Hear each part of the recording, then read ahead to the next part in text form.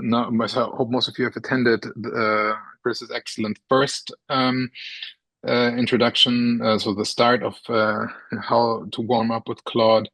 And he's going to continue his tutorial today to give us some more insights on usage of tools, skills, and MCPs and stuff like that. So I'm very keen and very grateful, Chris, that you took the time to educate us with your experiences. And so just take it away. Yeah. Thanks so much for having me. This is really fun. I enjoy it, and hopefully people find this useful. Funny, unrelated to the presentation, but I looked at my old presentation from 2 months ago. My hair was like down to here. So for those jumping from the first to the second tutorial, they're going to notice like a stark difference. But yes, it's been a couple months. Um, I also revamped some of the tutorial because AI is moving so fast that things that I had planned to talk about 2 months ago are now kind of updated, and so there's been a few changes for the third and fourth part of the tutorial, and hopefully people find it useful. So I'll share my screen, and we're gonna look at the Markdown file. I have the Markdown file open that we merged yesterday with the OBOOK tutorial, and then we'll have Claude open, and I'll step through. At any time, please feel free to stop me to ask questions. I don't always see the chat, so if I don't see the chat, then please just speak up, and we'll, yeah, I know Nico can help take care of that too if you don't mind. Okay, I so let me will. share my screen. Okay, great. So is the console zoomed in enough? Does it look okay? It looks fantastic. Yes. Okay, great. So let's get started. This we're jumping into skills right away. I'm gonna assume that hopefully some people that have seen this have at least gotten Claude up and running versus in the old tutorials, or they've done their own way of getting it up and running. Skills, in my opinion, they're relatively new. They're one of the most powerful tools that Claude has to offer. I use them more than something else we'll talk about soon called MCP servers. Part of the reasons I find skills so useful, and I wanted to dedicate a bunch of time in this tutorial to that, is because not only do they do great things, but they're easy to modify for somebody who has no programmatic background at all. So if you're a curator or someone else who's working on a project and you don't know Perl, you don't know Python, you don't even know what an API is, that's totally fine. Skills can be written here with Claude's help, and they can do really powerful things to help you get your work done faster. So it's a really simple but useful tool. So what we're going to talk about is what skills are, why they save you time. We're going to build a Kebi lookup skill from scratch. I'll show you how that works. And then we'll enhance it with Python scripts that we're not going to write ourselves. We'll have Claude take care of that. And then I'll talk more about how you can share skills with other people via just sending them skill files or folders, and how marketplaces work. And I'll show an example of the way we've set up the marketplace with the Alliance and skills, Alliance to Genome Resources, that has been really useful. And we're just starting to develop that over the last few weeks. So what is a skill? Let's talk about that first. What is a skill and when would you use them? So here's the problem, and I laid it out here. As a biocurator, you probably do the same kind of lookups again and again and again. What is this compound? Maybe you're interested in Go evidence codes. Maybe you want to look something on Uniprot. Like, there's many questions that you ask on a day-to-day basis as you're doing curation or as you're doing development or whatever you're working on that are repetitive. And maybe sometimes you'll do this flow here, open a browser, go to the website, do your search, navigate, copy back, whatever. Everyone's very familiar with these workflows. What I'm going to show you is how Claude can help you do this and help you hopefully do it much faster. And not only help you do it and help you do it much faster, but then also give you the ability to manipulate the results very easily too, in a file format that's useful to you, in a structure in the file that's useful to you, so on and so forth. So that brings us to skill again to talk about it. What is it exactly? It's basically a set of instructions that Claude can follow. So you can think of it like a recipe or a workflow or some expertise that you've written down. And this is the big take-home message here. So without a skill, you ask Claude a question. Can you look up a Kebi compound for water? Sure, it can do that. It'll figure out how to do it. It'll find the Kebi API. It'll go make the call. It'll return the data.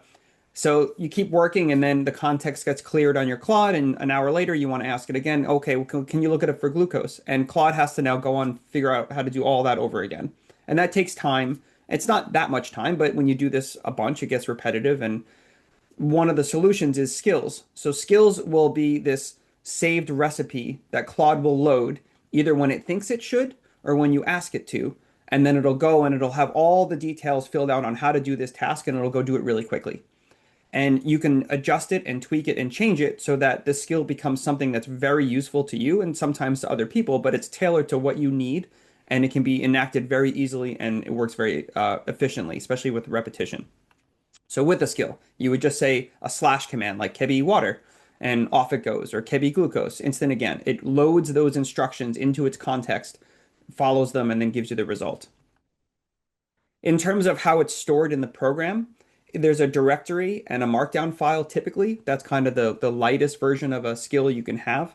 This is a simple skill example here that you can do things that are fancy, like use arguments and variables, but we don't have to really go into that, and we won't for the purpose of this tutorial. I'm going to have Claude handle it, and it can take care of all that stuff. If you're interested in learning more about skills themselves, it's an open standard initially developed by Anthropic, and they made a website for it. So you can go to agentskills.io. There is support, I believe, in Codex now, in OpenAI's command line interface. Gemini might be getting it too. Anthropic came up with MCPs, which are now kind of universally used, and then they also came up with skills. And it's nice to see that even though they have competitors like Google and OpenAI, they're all trying to adopt the same open standard to make it easier for skills to jump between different programs and jump between different things. All right, now that that's the intro, I'm going to show how we actually do this. So this is going to be a conversation that we have with Claude. I'm going to jump over to the console in a second. And again, we're going to use Kebi as an example here. This is your request. So, oops. Oh, I did that last time too. When I double click, it goes back to the thing. I remember not to do that. Okay, so ask Claude. I'd like to create a skill that looks up compounds in Kebi. So you start with your request, a very clear request. And then the second part here, when I type this, you I want you to go off and find the information for me and bring it back. And then this skill, and I really want to stress this, this is really, really important of these three kind of mini paragraphs or lines I have here. You have to remind, to get the best results, it's always good to remind Claude to use what's called its Claude Code Guide. Now, the reason I put this line in here, and I even took a time to put a little tip here, um, when they train these LLMs, there's a cutoff point. So your Claude Code model that's using Opus or Sonnet in the background was trained up to a certain point. And as part of that training data, it kind of knows what it can do for itself. It knows things like commands, which is an older style thing. They still use it where you do a slash command. So that was a big thing a couple months ago when these models were trained. And if you ask it to make this and it sees this slash command, a lot of times it'll go, oh, I recognize that format. That's a slash command. And it'll make you a slash command instead of making you a skill. If you tell it to use the Claude Code Guide, this is a special function that Anthropic added to Claude Code where it can look at the latest documentation for itself. And this gets you over the hurdle of like, this model was trained several months ago, Anthropic is developing very rapidly, and now there's skills that are changed and you want to use those, but the Claude Code can get confused. So the rule that I kind of have for when I work with things that Claude Code does for itself, so MCP servers, slash commands, anything where I'm helping Claude help itself, I always remind it to check its Claude Code Guide first to get the latest documentation for itself in order to get the best results for what you're trying to build. So if you'll find that's really important when you're talking to it. So what I'm going to do now is just copy this, and I'm going to paste it into the prompt, and we'll see what happens. This is the fun of doing a live demo. Hopefully this hopefully this works. So you can see right away, it'll jump right into looking up the skill format, and it's not going to write me a slash command, which is what can happen oftentimes. Nico and I are actually talking about that on the GitHub ticket. And this is kind of steering it in the right direction for looking up how it does skills. And it'll the Claude Code Guide agent directs it to look at the docs that are on the website, which is great. So this takes an extra second, but it assures that you get the thing that you're looking for. Okay.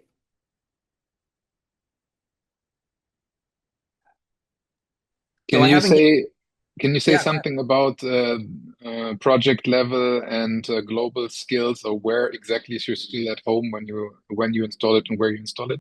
Yeah, sure. I'll get to that. I actually have a section on that coming up. So we'll talk about location for sure. Okay. So it is writing me a skill. And, mind you, I didn't tell it anything about Kebi. I didn't tell it the API. I didn't even tell it the URL, anything like that. It's pulling from its innate knowledge to know what to do. And like Nico mentioned, so this is installing this is installing for me on a user level. So this is my home directory in a .claude folder in skills in Kevi. You can install skills in for your whole user. You can also install skills in the directory where you're working. And I have a little bit about that in the tutorial. So if you want to use this for yourself, by default, it typically puts it in your home folder. If you want to share this with somebody, so say for example, you have a GitHub repo, you've checked it out. There's some repetitive function that you do in this GitHub repo that maybe loads of other people also do. You can install that skill in the GitHub repo and then commit that skill to the repository itself. And then the other curator who takes that repository out now has access to that skill if they launch Claude in the same directory that you did. So you can install it system wide, or you can install it in a folder or in a repo to be shared with other people. And I'll go more into that in a minute. So that was it. I did right. This is one command. It's made me a skill. So let's test it. We could just say kebi, and you'll see it auto completes now. So after it installs the skill on the bottom, they have a new thing they added is it'll load dynamically. So after it refreshes, it picked up the skill, and I should just be able to say find me caffeine.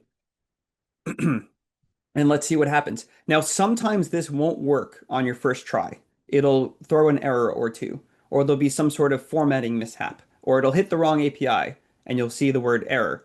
You can always iterate on this very easily by just saying, hey, I saw some errors the last time that ran. Can you fix that for me so the errors don't show up? And 9 times out of 10, it'll be able to fix that. And the example when I tried it myself had errors, but it looks like this one is not showing errors. So here's the results. And it even gives me the Kebi entry link, which I didn't ask for, but that's a nice thing to have. We'll go back to the tutorial here, test it. Now, this is one example. When I tried this earlier, this is what it looked like. It's not guaranteed to format it the same way every time. Like I mentioned, and I kind of was hoping it would show errors, but it didn't. If errors show up, just ask it to fix the errors. When I tested this out, it hit the wrong API endpoint a couple times, and it recognized that, and then it adjusted the skill to pick the correct API endpoint. Again, no programming required here, just talking to it. Now, if you want to extend the skill, if you want to improve it, you want better results, you can update it by just, again, talking to it. So say we want to have this, we want to have this, and we want to have this. We're just going to copy this in. It's already doing some of this for us, but we'll just copy this whole thing in here, paste this in. Okay, now it's going to think for a sec.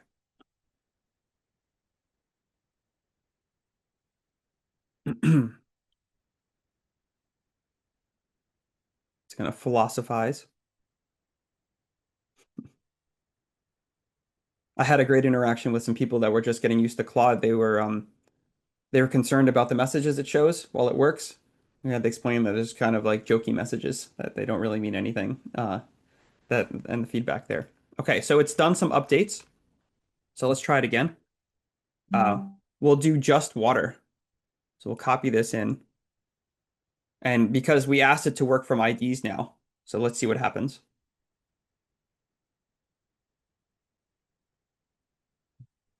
Right, so this is a good example. So there was a failure request here. This is great. So we can ask it a couple failure requests. We can ask it to prove that it's a skill. So it's going to try to correct itself here. Let's see if we get the right result.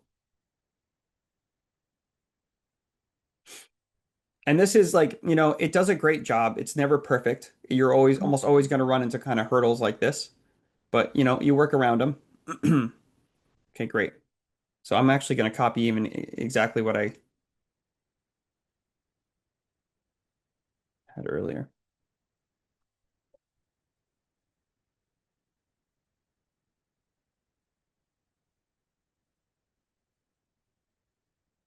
And sometimes it'll tell you, oh yeah, it did this.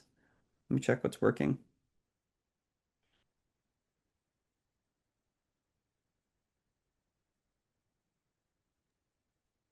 While it's running, I also one interesting extension to this skill that you're building here.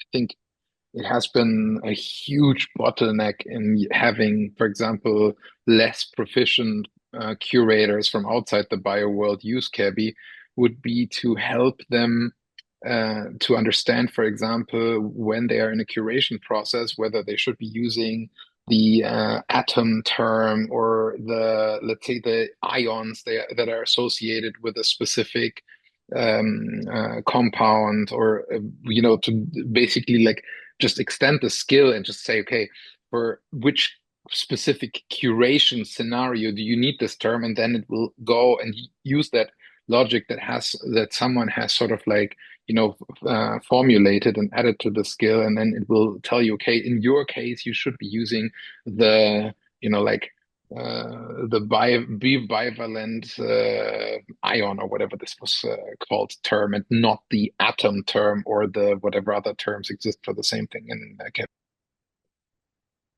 That's an excellent point. Absolutely. Okay, we're gonna try. So it says it fixed some of the errors. Let's try running it again, see what happens. Yeah, I agree. Like the ability to tailor this is really, really powerful, and the ability to tailor it just by talking to it makes it so easy, which I love. I'm a really a big fan of skills. Okay, it's doing some fetching here.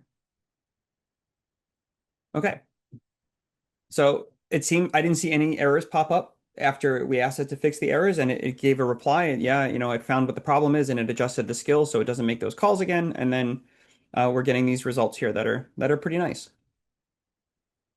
Okay, so we'll continue on here. We tried a couple more compounds. Right, so say you want this to go a little fancier and you want to enhance the skill. So skills are the markdown file that it's been showing us in here. And you can kind of see hints of the markdown file, and you can edit it directly or ask questions about it as you see it fly by your console. But skills can also involve Python scripts or Perl scripts or whatever you'd like. I would prefer Python. I think for a lot of people, would be very familiar with it.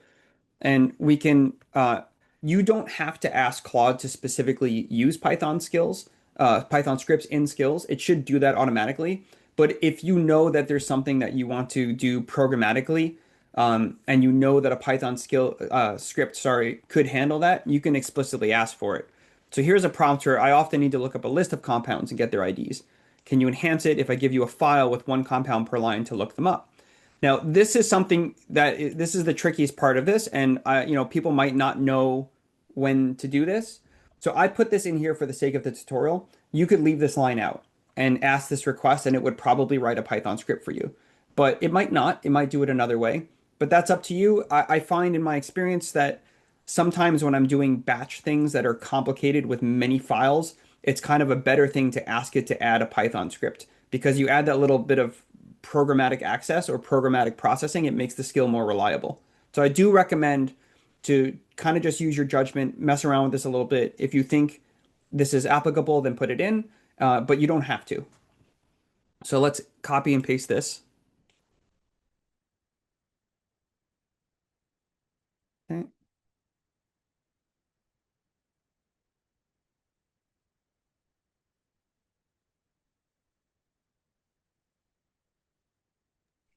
One nice thing here would be if, let's say, the choice of whether to add a Python script or not would partially be driven by, for example, your wish to optimize token usage also a little bit, right? Yeah. Like, so if you say, if we had like a very reliable way to just like continuously benchmark the token usage for each skill invocation, and we could just play a bit and optimize against that and see if we can create a Python script that reduces token burn to like the absolute minimum, then I think that this would not just become a matter of efficiency, but also a matter of like, environmental consciousness to see Yeah. whether you can add stuff like that or make things more deterministic and also make them less heavy on the API use.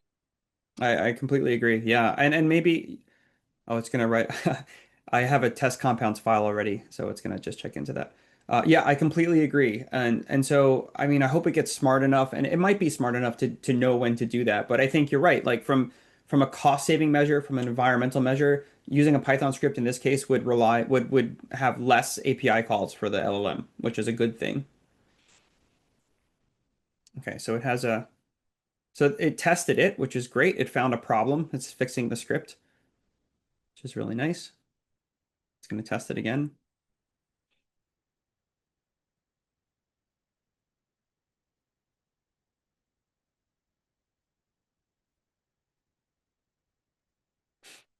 Okay, great. So it made the skill. It tells you the skill structure now. Now in the skills folder in Kevi, it has batch lookup. It says you can do it with single compounds, or you put a path to a file, one compound per line. I have in here test compounds, so we can try it out. And it even gives you, I mean, this is so nice. It even gives you the suggestion, which is from the skill to autocomplete here, compound name or ID or path to file. That's something that is coming from the skill that you wrote to remind you what to put.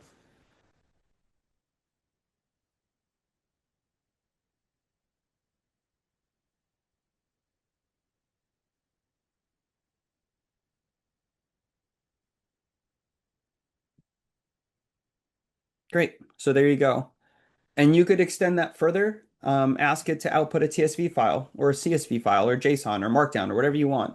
Ask it to jump between several different databases to correlate some sort of information that you get back. It should be able to handle that as well. So really, you can customize this to whatever you think. And when you get to really heavy API usage and really heavy customization, you might want to consider MCPs, which I'll talk about in a minute. But for a large majority of tasks that are repetitive that would help you with curation, skills are fantastic. Okay. So we already looked at this, what's inside the folder structure now. And again, I want to emphasize this. You don't have to write the scripts. Just talk to it like you would a developer that you're requesting something to happen, and it will help you with that, which is great. Okay, so I touched on this briefly earlier, but where skills live, if they're in your home folder here, they're available to you and every project that you run. So if you spin up Claude in another folder, your skills will be there. You can also do project specific skills that you can share in Git. So if you work in a repository, you can ask Claude, please add this skill to this repository and then commit it, and the skill travels alongside the repository. Obviously, if you do that, you don't want to put any sensitive information in the skill, anything like API keys or passwords or anything like that. You should be careful about that. But you can put skills into GitHub repos and send them around, which is great. And again, I know I've come back to this a million times, but just ask Claude to help you do that. Okay, so I want to talk a little bit about marketplaces now. Marketplaces are a really powerful way to share skills and plugins and MCPs and a whole bunch of other stuff. They're a little more advanced. So this is something that if people want to look at marketplaces, it involves making a GitHub repo. There's a certain directory folder structure. It's a little more complex, but you can spend the time reading about it. There's loads of guides online, and it's very useful if you're working with a group of people who all want to use the same skills and you don't want to send them around. I think it even has an example here without marketplaces. I made this Jira skill. Cool. Can you send me the files? And you have to send zip files. Where do I install that? And how do it gets chaotic and confusing. If you have a marketplace, you can run these commands in Claude code to install the marketplace, which would be the first one. And this is the Alliance of Genome Resources marketplace that I'll demo in a second. And then once the marketplace is installed, you can install plugins or skills that come along with that marketplace. So something we started doing a couple weeks ago at the Alliance is we have an AGR Claude code repository that tells people how to get up to speed. This is public, so that I have it linked from the tutorial if people want to look. But then also in this repository, besides getting up to speed with how to use Claude, it also hosts the marketplace. And one of the things that we put in the marketplace for the people at the Alliance that worked really, really well, and we're still improving it, is a Jira skill. And the Jira skill at the Alliance, we use Jira to manage all of our tickets. So anything that's being worked on basically has a ticket at the Alliance. We have thousands and thousands of tickets. And you can work with them very quickly, especially if you have dictating software, via Claude Code using this Jira skill that we've come up with. So let me show you how this works. I have a little disclaimer here. Our Jira skill is for the Alliance, is configured for our system, but the skill itself is open source. So anyone can feel free to go look at this skill if they want, create skills for their own organization or marketplaces for their own organization, and go from there. So feel free to look at it. It's not going to work because you need an API key for the Alliance, but I figured this would be a good example to show for this tutorial. So I have it installed, and I'll show that you don't even need the Jira slash sometimes. It might know, for safety's sake, I'll just say this, but I'll show you an example of how it works here. So let's say I want to make an issue. Kanban board's one that I work on a lot. Again, we'll reference Kebi just for the sake of it. So go back into here, and you can see it turns the color blue because it is a Jira slash thing. And actually, you know what? Before I do that, let me just show you the marketplace. So if you go to, whoops, plugins here, this is what the marketplace looks like. You get this nice screen that you can navigate. It can show you things that you have installed already. So these are some things that I have installed. It shows you the marketplaces that you've added. There's an official Claude plugins one that has 51 available plugins. They're fantastic. If people really want to get into Claude Code, I recommend looking them over. They're great. This is another one that's slightly different. I think that's an older one. And then the Alliance one. So this one, this marketplace here was installed from our GitHub, and then it has its own plugins in here. And I'm going to show this Alliance Jira plugin is the one I want to show. Okay. So let me just paste that line again. Create a task on the Kanban board, update Kibi mapping for new compound class. Not really very detailed, kind of just the thing. So it loads up the skill. It loads up my API credentials that are saved. It asks permission here. Can I run these API calls? This is something that we've all designed in this skill. So again, feel free to copy this logic if people want to. If a user doesn't have an API key, it actually walks them through how to get an API key from our Jira instance, which is really nice. So it's going to create the Kanban task now, and this is it. So it has the ID, the ticket's created, it gives you a link. And that was all there was. So instead of going to Jira and going to make a new ticket and typing all the information in, there it goes. And you can say, can you please set it to do? And we'll add Carrie as a watcher. She's a colleague of mine at the Alliance. She might be confused by getting this notification, but I'll clarify it with her later. Okay, so it's going to change it to do, and we'll add somebody as a watcher. On occasion, it might throw an error. Again, it's kind of like what I talked about. Oh, it did. No problem. No error messages. Great. Okay, so let's expand this. I just want to show you what else this skill can do. You can ask it very complicated queries that involve the JQL language, which is the Jira, the query language that they use on Jira. And it can do things like searching by component on the Kanban board and finding me open epics. So I'll just show this as another example of this skill. So this is a very mature skill that we've worked on again for a few weeks. So yeah. So this is something like that to me that's very impressive because it's very fast. And this is something that would have taken me a few minutes, and I can do this real quickly, and then I can just address any of these tickets, update the title, get the descriptions for them, add comments, anything you want. And this can interface with things like GitHub too. So you can make a skill like this for GitHub and then work with all of your things this way. And a lot of times when I work with Jira tickets, I also use this is a free open source program called Whispering. It's a dictation software. It uses an API key from a service called Grok, Grok, and it costs about 25 cents a month. I dictate every single day now, oftentimes for hours. It costs fractions of a penny to do it. And so you just hit a button, you talk into your mic for a little bit, like, I want you to make me a new Jira ticket, an epic. I want it to have 6 tasks underneath it. I want you to tag so and so on it. Just talk. And then this thing will it will translate you into text, paste it into here, and off you go. So it turns tasks, the skills can turn tasks that take hours into minutes. It's a huge time saver. And so this is part of why I wanted to spend so much time on this today because it's absolutely worth looking into. Okay, so let me just continue here, close this. Did I lose my screen? I might have lost my screen here. Looks like I did. Just give me 1 second to open this back up.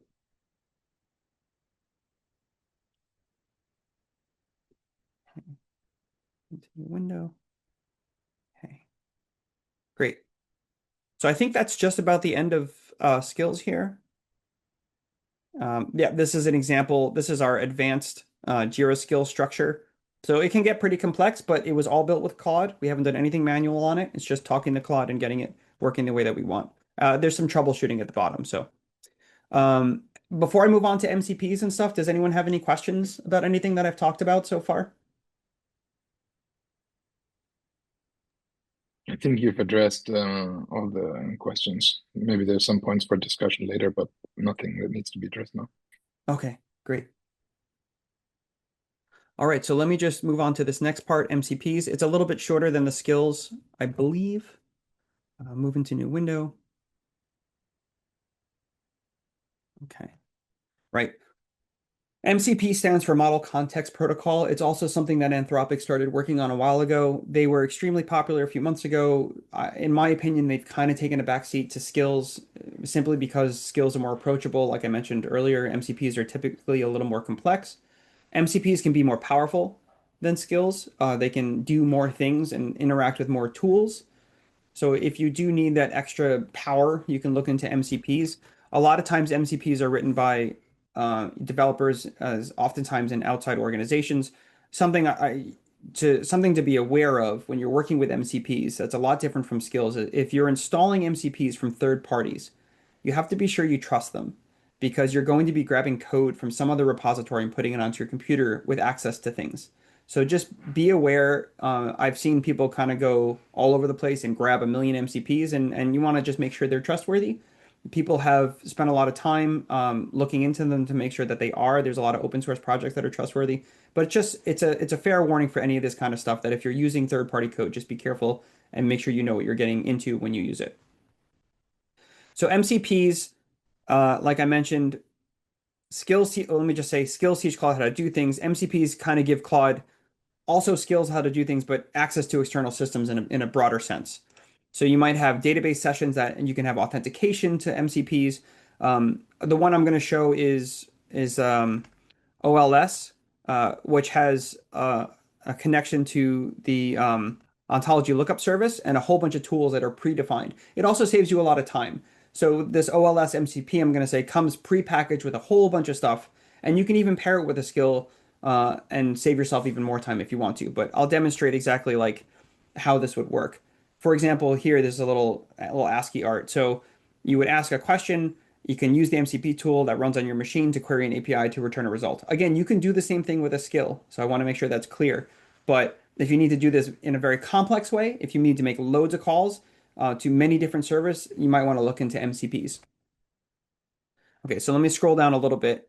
There's some clarification people can read skills versus MCPs. Anthropic spends some time talking about it to kind of understand where you would use both. But I've kind of already said a lot of this stuff, so I'm gonna just skip over it. This is what I want to show. This is something that was created by Sean Davis. He's a researcher. He was at NIH. I think he's at the Cancer Center now, and it provides structured search against a large number of ontologies using the ontology lookup service, and it's pretty fantastic MCP. I played with it for a while. Again, you can ask Claude to install it for you if you want to. So you can do that. I've already installed it, so I'm just going to actually go back and activate it. I had it deactivated because it to I didn't want it to use this while I was trying to show the skill demonstration earlier. When I was practicing this, it started using this ontology lookup service for the Kebi skill, and I didn't want that to happen. Okay, so we'll clear this. Full screen this as well. Okay, so you get it. You can check your MCPs at any time by just typing /MCP. It'll show you what's loaded. I have these. They're working great. And you see a little green check mark. It means you're good to go. Okay, let's go here. So, I have to double click. All right, so we'll just copy this request in. No, so I'm not using a slash command, but I am telling it to use the MCP. So slight different from the commands I showed earlier. Also with the commands earlier with skills, you can always just say use the Jira skill instead of doing the slash command, and that should work. Right, so you'll see the MCP server pop up. It makes a query, and then it should return the results. Quite a bit. Top 10 results for apoptosis on the gene ontology out of all the matches. Now, this is a fairly polished MCP server of all the ones that are available, so it usually works really well and really fast the first time you use it. It's kind of another advantage over skills. Some of these MCP servers have been around for quite a while. They've had a lot of contributions from other developers to make them work really, well polished. And OLS MCP server is a good example of that. And then, we can ask it another one. While that's going, I'm just going to go down here. So here's an example of the tools that's available for this OLS MCP. You can always ask Claude what tools are available for this MCP when you're using it. Okay, there we go. I like this. It even does the nice tree. It's a nice way of viewing the data. Okay, now we're going to combine a couple things, and you can use the two together. So you can use a skill with an MCP. You can have a skill that pre-processes data, or say you get the MCP data back and you want to format it in a different way. So you can make skills for that. So we'll make a skill here called slash ontology that uses the OLS MCP, and then when you give it things, it does these things. There we go. I'll try and copy this in. So you might want to use the OLS MCP to get data. And then if you use a skill, you can say, okay, the data you get back from OLS, please format that in a TSV. Or continue on with the next step and use this other skill I have to hit a second API to give me more information about, these things I'm getting back. Or hit another endpoint at where I work internally, check our internal database to make sure that these terms are there, so on and so forth. So you can use OLS MCP in this example to make the connections, and then you can refine the results and the instructions with a skill kind of wrapped around it. So it's going to create this. As you notice, it used the Claude code guide again, which, like I mentioned earlier, I put that same line here. It's always good to refresh its own memory on that. It's going to install them project wide. It's in my home folder, .claude skills slash ontology. It's thinking, Can I ask one thing while it's thinking? yeah. So from your sort of just like honest opinion, what exactly do you perceive as the primary difference for having your skill call the OLS API versus directly using the MCP server for like actual, differences in behavior and actual differences in performance and things like that? Yeah, I've so in my workflows, I've migrated almost entirely to skills. There's a few things that I use MCP servers for. One of them is called Context 7. Context 7 is an MCP that looks up um, the latest documentation for when you're working with packages in programming. So one of the problems that with the LLMs is they had the cutoff date and they might not have the latest documentation for something that you're working on. And that's a very complicated MCP that would be really hard to rewrite as a skill, and I wouldn't want to spend the time doing it, but someone's done it really well. So in that case, when it's a really complex MCP that is written very well by other people and it's not something that I want to spend the time or energy tweaking, nor do I need to if this thing exists, then I'll use an MCP. But what I do on my day to day is very specialized a lot of time. So I want to just write my own skills for myself. And I find that Claude handles a lot of like things that it handles that really well. It helps me write skills that are tailored to exactly my workflow, and I can share them with other people. The Jira skill um, started out as a personal skill, which we've then moved to the Alliance for other people to use. But it does everything an MCP server can do, but it's way easier to maintain.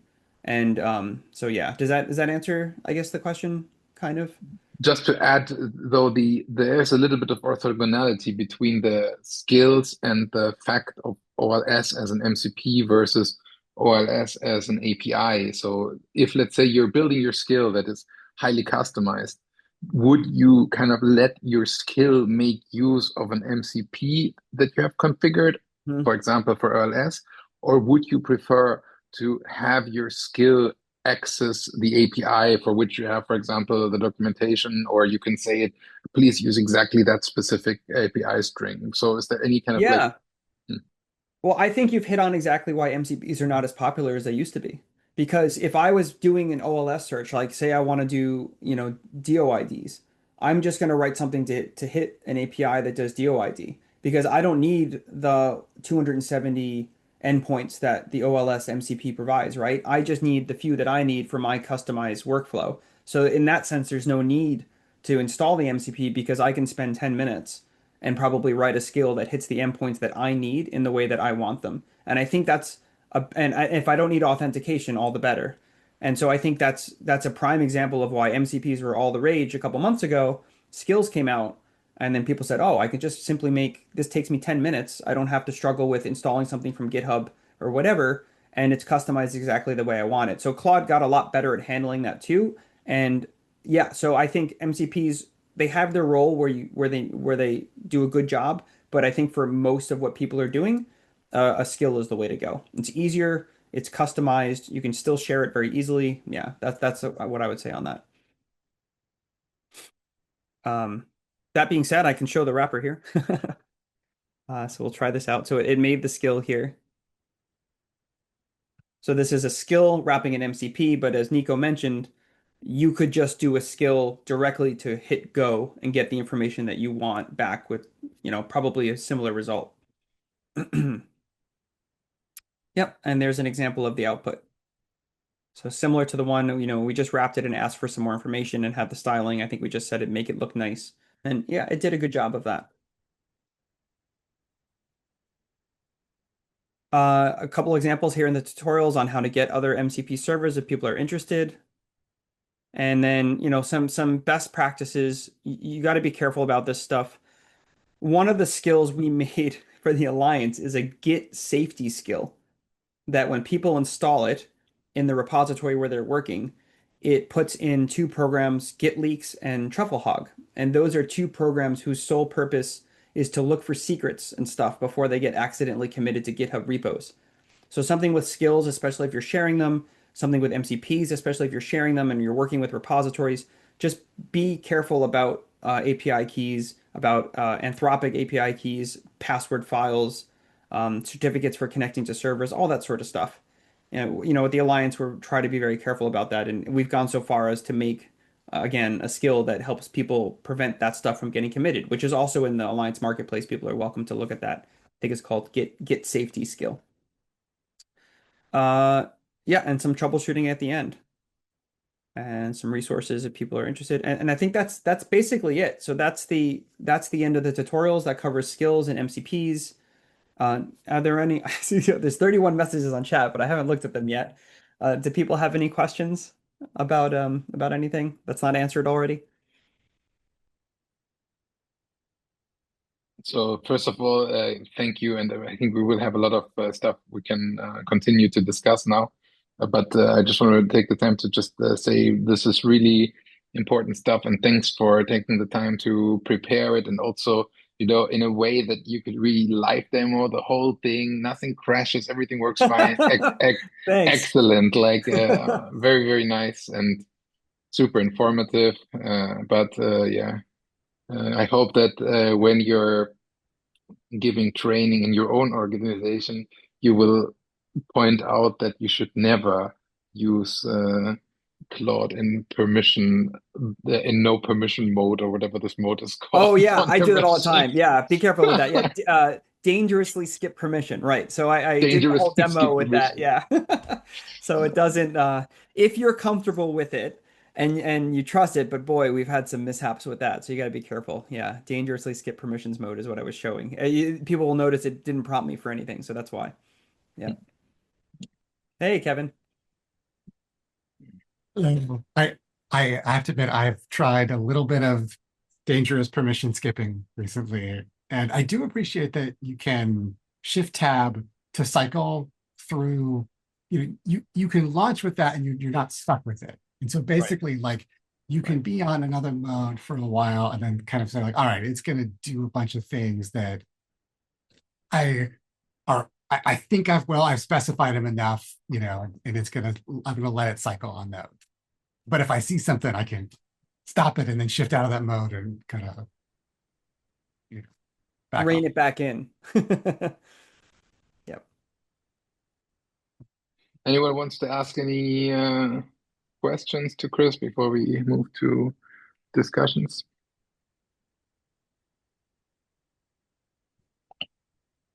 All right.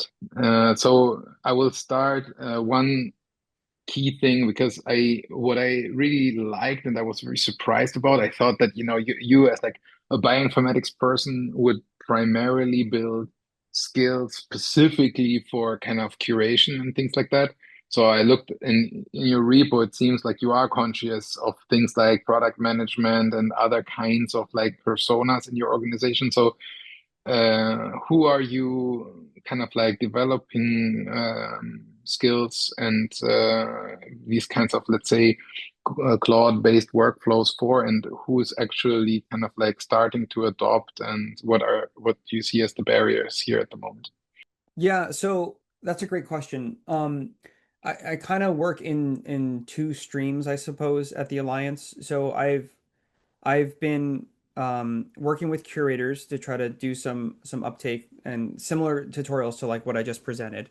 And when we started the Alliance Marketplace for those skills, we wanted to make something that everybody could use. So the first skills that we were trying out for people to use are the Jira skills, which apply to developers and curators, and the Git safety hooks, which sometimes apply to curators because we do have like a link ML repository that they check out. But mostly those are for developers.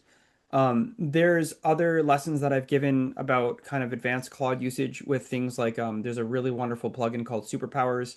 Talk about how to work with Claude and do extensive planning and do sub-agent testing, review from external LLMs like other LLMs. So some of the skills that I have that I use personally are to have Claude generate a prompt for me to paste to Codex to get a third party review of the code that I've worked on. So I have multiple CLIs, multiple LLMs reviewing the same block of code.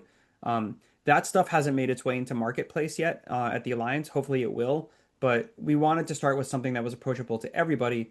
But yeah, I kind of, with the tutorials that I've given there, I bounced between many different hats or whatever you would say. And the gains are amazing for curators and developers, especially with the things like Jira. So I think the our blue team at the Alliance just last week has been using Jira through this plugin, and the ability to, what have we worked on the sprint? How many story points have we done? Give me a summary of everything that's been done in the Jira tickets in the last week. Whose are still open? All these natural language questions that, I mean, personally, I'm awful at JQL, but Claude's really good. So you'd see huge productivity gains from that.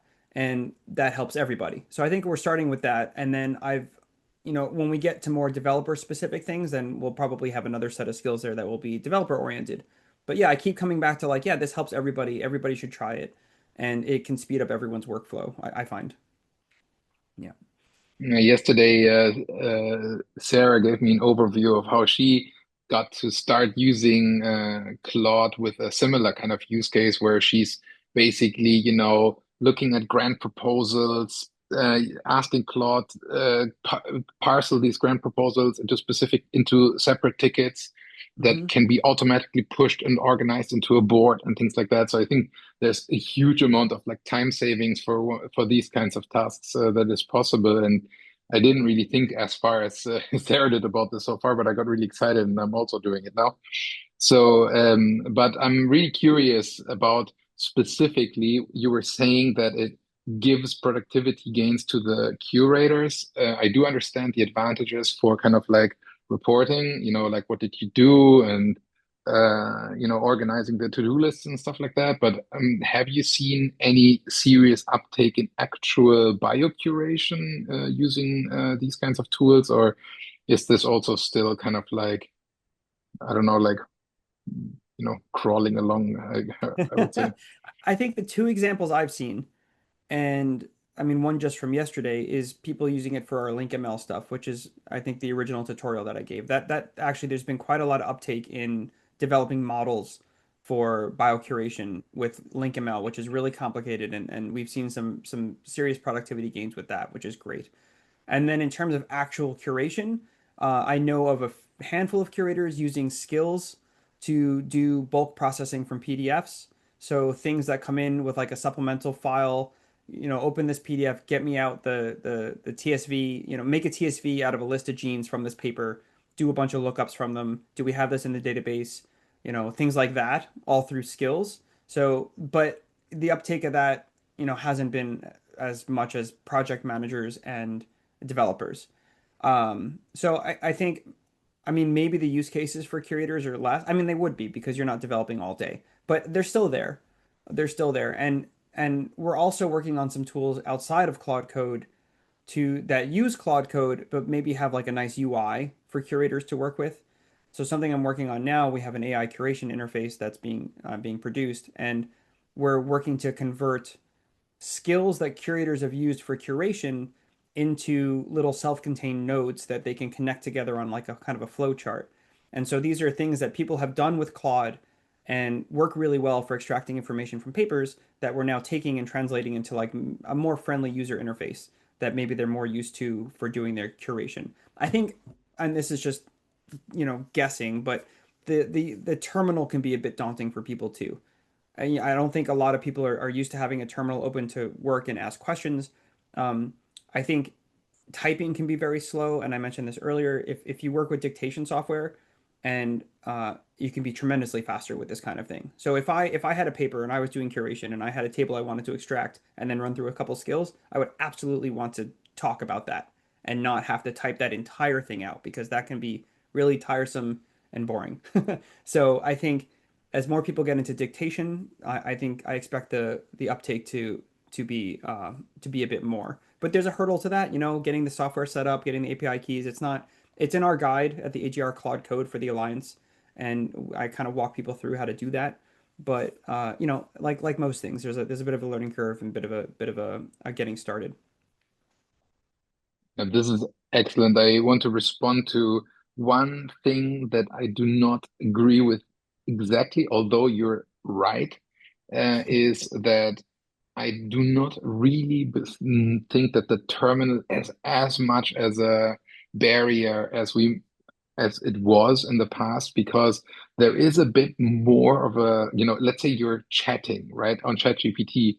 The kind of interface is not like the diametric opposite That's a of good point. a terminal. And Yep. when you are once you hit Claude mode, in fact, it doesn't really feel like you're No, coding it on the doesn't. terminal anymore. It's more like you're in chat. So I find it closer to a ChatGPT experience Sure. than to a terminal experience. Yeah, no, that's an excellent point. That's an excellent point. The scared, I've seen people intimidated when they first launch it. Like, and Yeah. just try it, just use it.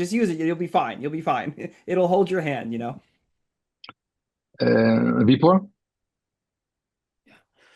Hi Chris, so I have a question. Like, do you have any metric to identify the time saved per curation if a bio-creator uses Claude engine for curation purposes, some sort of objective thing which can identify whether the setup is helping a bio-creator or not? Yeah, that's a great. So I don't. That's a great question. We just made a ticket actually this morning for the same kind of metrics for our AI assisted curation software, which is different from Claude, because I think NIH and other funding agencies are interested in knowing what the time saving measure is, but we don't have any metrics, so it's mostly just anecdotal word of mouth. But I think that's really important. So we're definitely talking about it, and we don't have a solution for it at the moment, other than just speaking with the curators. Yeah, that's a great question.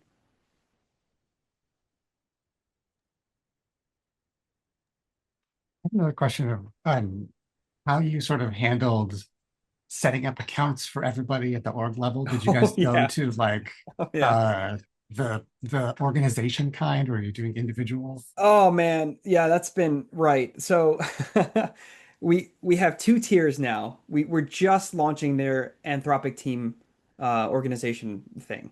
Before that, we did API usage. I think we have 40 plus people on API usage, which is not horrible to set up. It involves an email invite, and then they can sign up, and we have this is how you get started. The thing that we're running into, and this is for anyone looking at subscription models versus other things, is that we have people kind of blow right past the $100 API usage per month, and we've been monitoring that. I actually have a couple Perl scripts, Python scripts, sorry, that like check the API usage in addition to the console. So we started with API usage, signed everyone up with the organization. That's free. There's no their plain API usage organizations are free to use and anyone can do it. You just make an organization and you have a members list. And then for people that have blown past the $100 a month API usage, we switch them over to a Teams organization that we just made last week, actually. And you need a work email, and then you have standard and premium seats. The premium seats give you $750 worth of API credits a month for $100. So for people that break past the $100 mark, we move them to these premium seats. The catch is that you have to prepay for a year for this premium seat. You can switch seats around. So if someone leaves the organization, you can give their seat to someone else. And that also their teams organization, which is one step down from enterprise, is a single payer too. So you only have one receipt, and if someone is managing your credit cards for your organization, it's way easier than doing individual subscriptions. And if you compare the pro subscription to the premium seat, pro is 6.5 times usage. The premium seat for teams is 7.5, and it's the same cost per month. So that's That got better then, because that it just last a week. few Just last week. Yep, they nice. just lowered it down and they just improved the usage because that was one of our hesitations. We started doing individual pro subscriptions for everyone, which is like a logistics nightmare for the poor administrative assistant that had to do the credit cards. But now that Teams has actually brought themselves in line with, which is way overdue, now we're trying the Teams model and it seems to be working really well. Yep. Thanks. Oh, one quick thing. Sorry, before I forget, if anyone signs up for Teams, you have to use your work address. When you go to the organization to start giving people accounts, it says on the first screen they have to have the email address from your work that you signed up with. But when you get into the program, you can add additional university email addresses. It was terrifying to work at the Alliance with 7 different schools and then think that everyone has to have a Jax email, which is where I am right now. But then once you get in, you can add the other institutions. I told the Anthropic bot that they need to fix that. And I don't know if it will, but anyway. Yeah. Chris, this was wonderful. Thank you so much for your input. We're at the hour and Sure.